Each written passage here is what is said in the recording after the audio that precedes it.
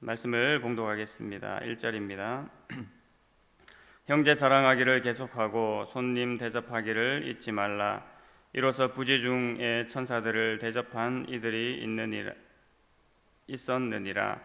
너희도 함께 갇힌 것 같이 갇힌 자를 생각하고 너희도 몸을 가졌은즉 학대받는 자를 생각하라. 모든 사람은 결혼을 귀히 여기고 침소를 더럽히지 않게 하라. 음행하는 자들과 간음하는 자들을 하나님이 심판하시리라. 돈을 사랑하지 말고 있는 바를 족한 줄로 알라. 그가 친히 말씀하시기를 내가 결단코 너희를 버리지 아니하고 너희를 떠나지 아니하리라 하셨느니라.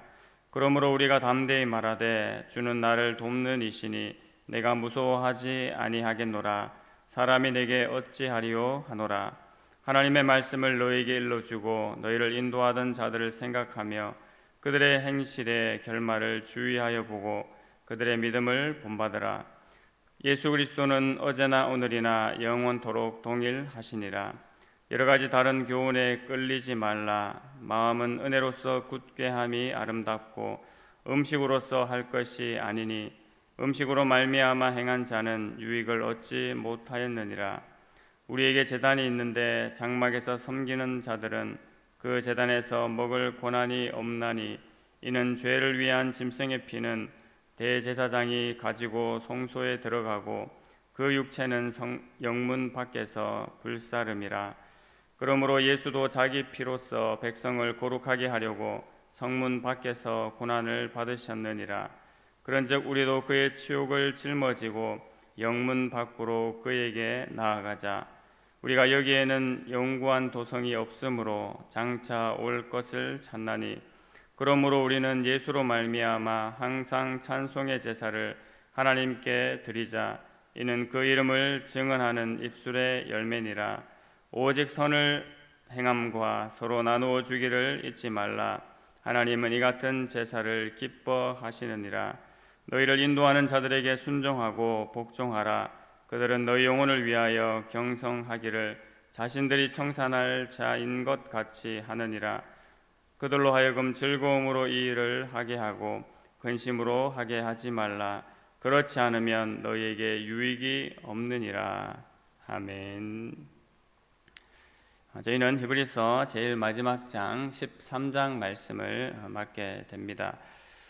히브리서 저자의 기록을 보면 11장부터 13장까지가 이제 마지막 권면 당부에 해당되는 말씀이라고 생각해 볼 수도 있습니다. 11장에서는 믿음의 선진들을 보여주면서 그 믿음을 따라서 바로 너희가 가진 믿음을 더욱 견고히 할 것을 히브리서 저자는 이야기를 했지요. 그리고 그 믿음에 확신이 있다면 너희의 삶이 인내할 수 있음도 구현하고 있었습니다. 대표적으로 저희가 어제 살펴본 말씀 히브리서 12장 2절 말씀에 믿음의 주요 또 온전하게 하시는 이인 예수를 바라보자. 그는 앞에 있는 기쁨을 위하여 십자가를 참으사 부끄러움을 개의치 아니하시더니 하나님 보좌 우편에 앉으셨느니라고 말씀을 하셨습니다. 예수님께서 바로 하나님의 뜻을 이루셨고 그 하나님의 뜻을 온전히 감당하심으로 하나님 보좌 우편에 앉으신 것을 너희는 기억할 것을 말씀하고 계시지요. 하나님 보좌 우편에 앉으셨다. 바로 하나님과 함께 통치하는 자리에 앉으신 것을 말합니다. 그 영광의 예수 그리스도를 바라보면서 너희도 지금 지고 있는 십자가가 무겁고 어려울 수 있지만 그 예수님과 함께 그 삶을 인내할 것을 당부하고 있는 말씀입니다. 이제 13장에 와서는 그러한 믿음 또 그러한 인내와 더불어서 우리의 삶이 어떠함으로 나아가야 될지를 이야기한다라고 보시면 되겠습니다. 제일 먼저 사랑의 삶을 강조를 합니다. 오늘 말씀 1, 2절에 형제 사랑하기를 계속하고 손님 대접하기를 잊지 말라고 그렇게 이야기를 하지요. 이것은 사랑하고 있음을 이미 사랑을 잘 실천하고 있음을 전제로 하는 말씀입니다. 그리고 그것에 더하여서 계속 그 일에 열심을 내라는 말씀이지요. 왜 그렇습니까? 지금의 때가 거짓 진리와 또 고난이 계속되고 있기 때문에 형제 사랑하는 그 일을 거치지 말 것을 얘기를 하고 있습니다. 거짓 증거 또 고난은 바로 하나님의 사랑 안에 있는 형제들을 분열시킬 수 있고 교회를 분해시킬 수 있는 그런 위험성을 가지고 있기 때문에 너희가 잘하고 있는 그 형제 사랑을 계속 더 힘쓸 것을 말하고 있습니다. 특별히 형제 사랑함에 있어서 유대인들에게는 아브라함이 좋은 모범이 되었지요. 부지 중에 바로 천사를 대접했는데 그 천사가 바로 하나님께서 보내신 사자, 바로 자신과도 같았기 때문입니다. 창세기 말씀에 보면 아브라함이 자신의 장막 앞에 나타난 그 천사들에게 이렇게 얘기를 합니다. 내 주여, 내가 주께 은혜를 입었사오면 원하건대 주의 종을 떠나 지나가지 마시옵고 물을 조금 가져오게 하사 당신들의 발을 씻으시고 나무 아래 쉬소서, 그렇게 얘기를 합니다. 그러면서 떡을 대접하고 또 그들의 마음이 시원할 때까지, 상쾌할 때까지 쉬었다 가라고 얘기를 하면서 극진하게 그 손님을 대접한 모습을 보게 됩니다. 우리 예수님께서도 말씀하실 때 소자 하나를 영접하는 것도 곧 그리스도를 영접하는 것과 같다라고 말씀을 하셨습니다. 이러함으로 형제 사랑하고 손님 대접하는 것을 귀하게 또 잊지 말 것을 히브리서 저자가 제일 먼저 당부를 하고 있습니다. 또 3절에는 옥에 갇힌 자들을 생각해서 너희들도 함께 갇혀 있는 마음으로 생각하라고 그렇게 얘기를 하죠. 3절에 너희도 함께 갇힌 것 같이 갇힌 자를 생각하고 너희도 몸을 가졌은즉 학대받는 자를 생각하라고 말씀하고 있습니다. 이것은 10장에서도 언급이 되었었는데요. 너희가 갇힌 자들을 동정하라고 얘기를 하면서 어려움에 처해 있는 자, 옥에 갇혀 있는 자를 동정하는 것은 함께 고난을 받는 것과 동일하다라는 그런 말씀을 했습니다. 바로 이것이 형제 사랑의 모습임을 1절부터 3절까지 이야기를 하고 있습니다. 연결되는 4절부터 6절까지는 흔들리지 않는 하나님의 나라를 받은 그 사람들이, 그 그리스도인들이 정결한 삶을 살아갈 것을 계속해서 이야기를 합니다. 제일 먼저는 결혼의 법칙을 이야기를 하지요. 저희가 잘 아시는 것처럼 하나님께서 주신 성은 결혼이라는 약속 아래서 가장 잘 또 아름답게 사용되어지고 누릴 수 있는 것이 특징입니다. 하지만 그것을 넘어서 음란이나 간음이나 그 음행이라는 것을 우리의 욕심대로 채우게 되면 결국 비극과 멸망의 길로 가게 되는 것이 인간의 역사였습니다. 본문에서도 그 결과는 하나님의 심판만이 기다리고 있을 것임을 경고하고 있지요. 5절에는 돈을 말하고 있습니다. 5절 말씀을 함께 보시면 돈을 사랑하지 말고 있는 바를 족한 줄로 알라. 그가 친히 말씀하시기를 내가 결코 너희를 버리지 아니하고 너희를 떠나지 아니하리라 하셨느니라. 돈은 시대를 떠나서 인간과 결코 뗄래야 뗄 수 없는 그런 관계지요. 또 돈은 삶의 필수 조건입니다. 필요 조건 이상으로 필수 조건이 돈이 됩니다. 하지만 분명히 알 것은 그 돈을 필요해서 취할 수 있고 사용할 수 있지만 그 돈을 결단코 사랑하지 말 것을 저자는 이야기를 하고 있습니다. 돈이 있을 때나 없을 때나 하나님께서 우리를 먹이시고 입히셨고 우리를 버려두지 않을 것임을 바로 히브리서 저자가 이야기를 하고 있지요. 그래서 성도인 우리는 어떻게 해야 되겠습니까?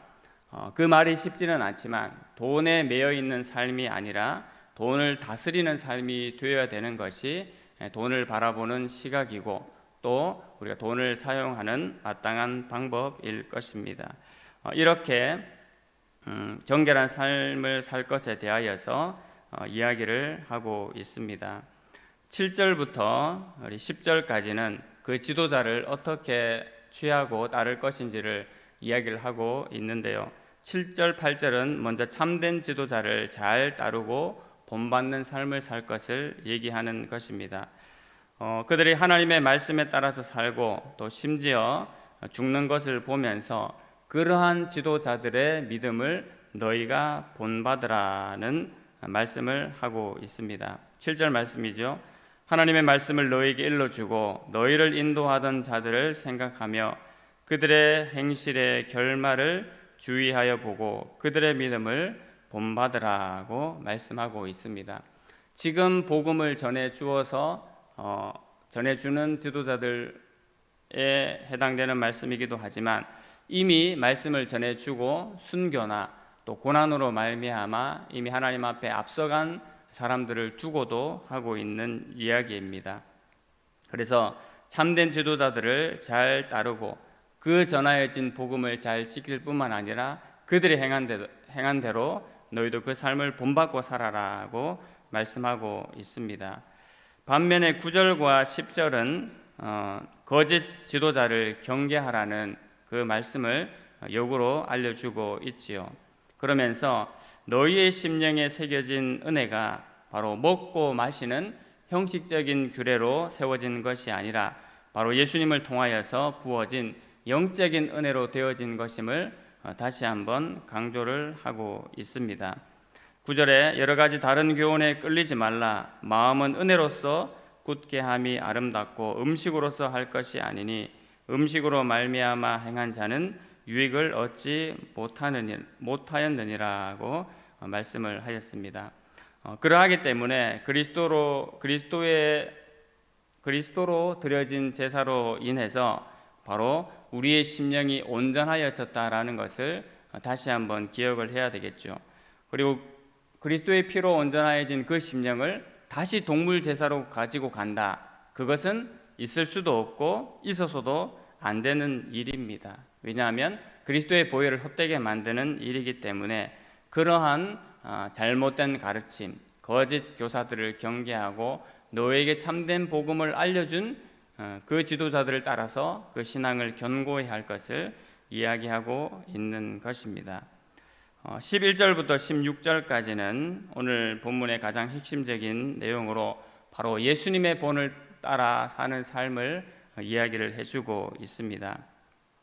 12절 말씀, 그러므로 예수도 자기 피로써 백성을 거룩하게 하려고 성문 밖에서 고난을 받으셨느니라.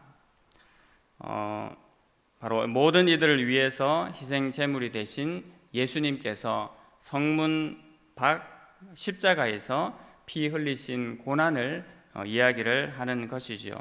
예수님께서 왜 그 일을 당하셨습니까? 마치 동물 제사에 사용되었던 그 동물의 피가 제단에 뿌려지고 그들은 진영 밖으로 버려짐이 된 것처럼 우리 예수님께서 그러한 제물이 되셨음을 이야기를 하고 있죠. 그것은 바로 죄사함, 하나님과의 관계 회복을 위해서 짐승이 희생된 것처럼 우리 예수님께서도 그 몸을 들여서 친히 희생되셨음을 말씀해주고 있는 것입니다. 그러하기 때문에 그 은혜를 받은 우리도 그에 합당한 삶을 살 것을 연결해서 이야기를 하고 있지요. 13절 14절입니다. 그런즉 우리도 그의 치욕을 짊어지고 영문 밖으로 그에게 나아가자. 우리가 여기에는 영구한 도성이 없으므로 장차 올 것을 찾나니라고 얘기를 합니다. 이 말은 어떤 말입니까? 영문 밖에 계신 그분께 바로 예수 그리스도를 바라보고 그분이 겪으신 치욕을 함께 겪읍시다. 그리스도의 고난에 함께 동참합시다라는 그러한 의미겠지요. 이것은 예수님의 십자가 사역이 부족하기 때문에 그리스도의 고난을 채우자라는 그런 의미가 아니라 구원받은 그리스도인들에게 남겨진 하나님 나라의 과업, 하나님 나라의 일이 있음을 얘기하면서 그 일을 우리가 감당하고 복음을 받은 그들이 감당해야 될 것을 이야기를 하고 있는 것입니다.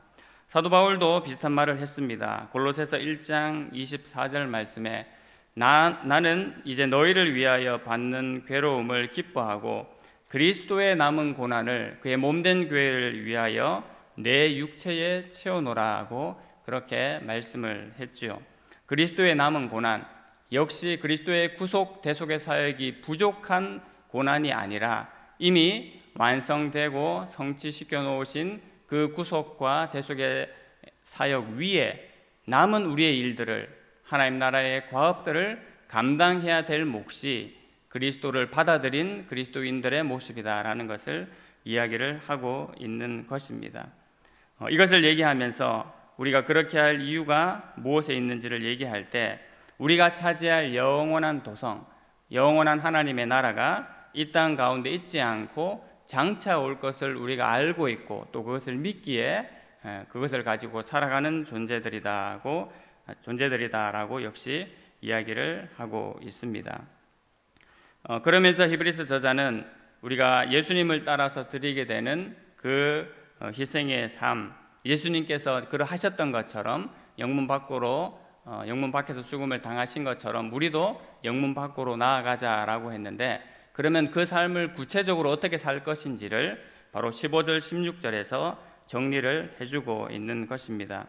15절 말씀에 그러므로 우리는 예수로 말미암아 항상 찬송의 제사를 하나님께 드리자. 이는 그 이름을 증언하는 입술의 열매니라고 이야기를 하죠.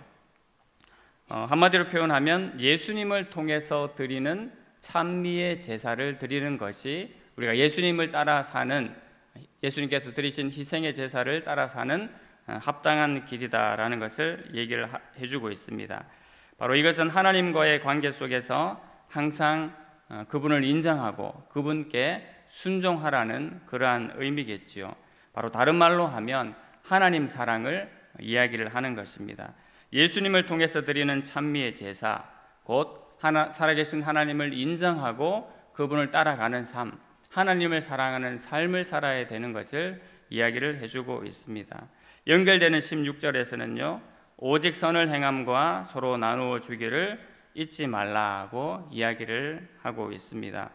이것은 바로 이웃을 사랑하는 것, 나의 주변의 사람들을 사랑하는 삶을 이야기를 하고 있습니다.